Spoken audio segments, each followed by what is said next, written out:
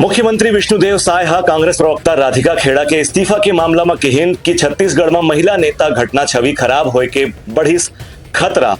राधिका बर मांग खलो करी। कांग्रेस के राष्ट्रीय प्रवक्ता राधिका खेड़ा के पार्टी की प्राथमिक सदस्यता से त्याग पत्र दे के मुद्दा ऊपर मुख्यमंत्री विष्णुदेव साय हा बयान जारी करके कहिन है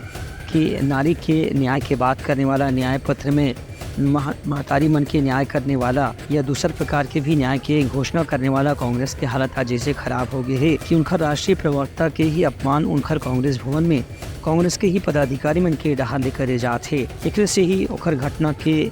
परिणाम ऐसे देखे पर मिली से कि राधिका खेड़ा वो दिन के घटना से दुखी होकर के न केवल कांग्रेस भवन में रोत रही बल्कि दिल्ली में जाकर के अपन पार्टी से त्याग पत्र दे के बड़े कदम भी उठाए पर ओला मजबूर होना पड़ी। हाँ, जिस तरह से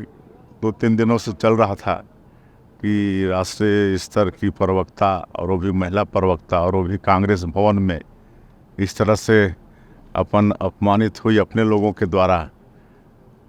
कि रो रो के बुरा हाल हो गया उसका। और ये नारी न्याय की ये लोग बात करने वाले लोग, इनके